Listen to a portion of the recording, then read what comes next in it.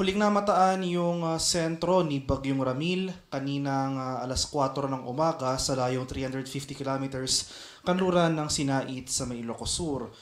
May taglay itong lakas ng hangin na malapit sa gitna na umaabot ng 65 kilometers per hour, pagbukso na umaabot ng 80 kilometers per hour.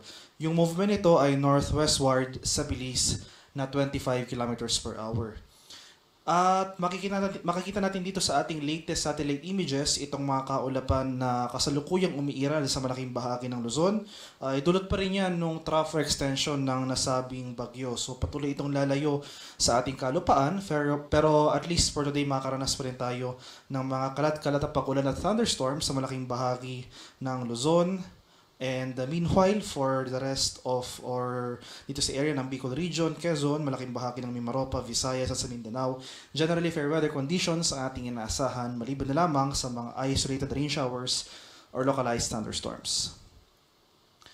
Magpapatuloy yung generally west-northwestward na paggalaw ni Ramil dito sa West Philippine Sea. At kaninang 5:10 ng umaga ay tuloy na itong nakalabas ng ating Philippine Area of Responsibility.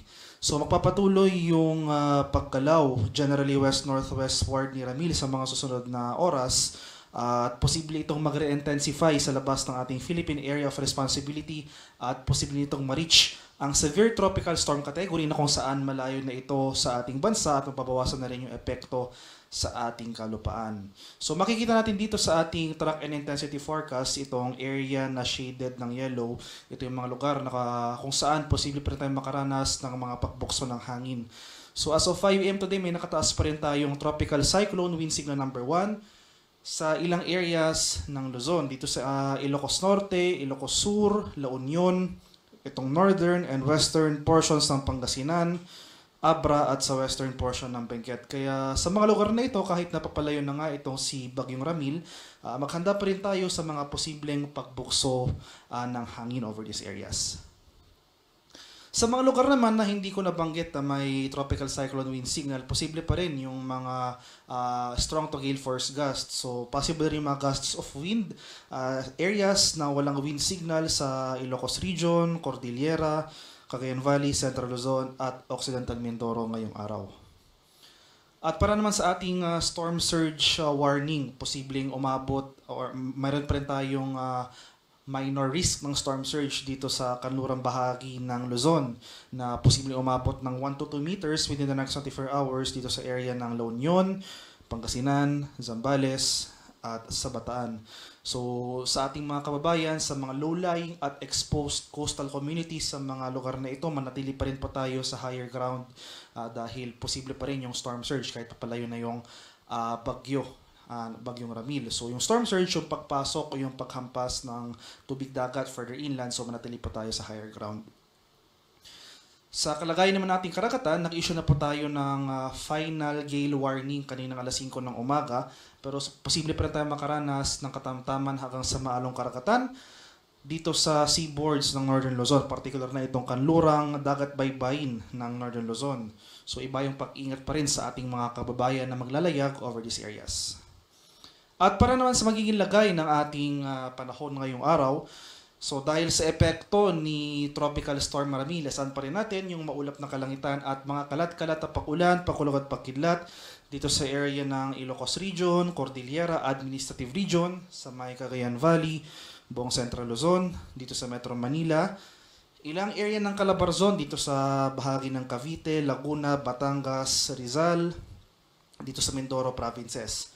So over these areas, maghanda pa rin tayo sa mga posibilidad ng flooding or landslides, lalong-lalo na kung tuloy-tuloy yung pagulan na ating mararanasan. So generally, fair weather conditions lang ating inaasahan dito sa Quezon, Bicol Region, at itong areas ng Mimaropa. Particular dito sa Marinduque at Romblon area.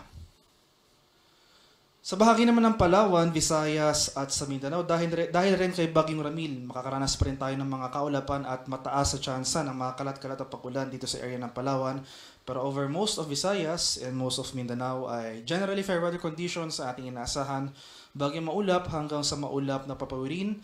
Pero yun nga po, dahil sa mga nakaraang araw ay significant na pag-ulan ang ating naitala over most of or some parts ng Visayas, posible saturated pa rin yung mga lupa sa lugar na ito. Kaya kung magkaroon man tayo ng mga pag-ulan ngayong araw, kahit mahihina lamang, posible pa rin yung mga flooding or landslides, kaya manatili pa rin po tayong handa at alerto. Para naman sa ating 4-day weather outlook or ito yung panahon na ating mararanasan sa mga susunod na araw, starting tomorrow, araw ng Martes, ay mababawasan na yung mga kaulapan na associated kay Bagyong Ramil. Pero posible pa rin magpatuloy yung mga kaulapan na ito dito sa area ng Palawan.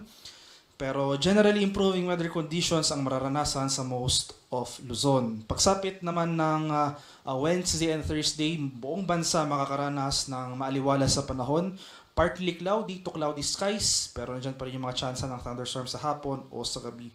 Pagsapit naman ng Biyernes, makakaranas tayo ng maulap na kalangitan at mga kalat-kalat na thunderstorms dito sa area ng Caraga, Davao Region, at Soxaragen. So itong eastern and southern sections ng Mindanao, posible tayong makaranas ng mga sustained na kaulapan at pagulan. Dulot yan ng easterlies o yung mainit na hangin galing sa Karakatang Pasipiko. So sa mga susunod na araw, itong easterlies o yung hangin na nanggagaling sa Pacific Ocean ang dominanteng weather system na iiral sa ating bansa. So sa mga lugar ko pong hindi nabanggit for Metro Manila and the rest of the country throughout the rest of the forecast period, so generally from Wednesday to Friday, ay magpapatuloy na itong improving conditions, no? So maaliwalas sa panahon, pero maghanda pa rin po tayo, no? Magdala pa rin tayo ng pananggalang sa ulan dahil posible pa rin yung mga usual afternoon to evening na mga rain showers or thunderstorms.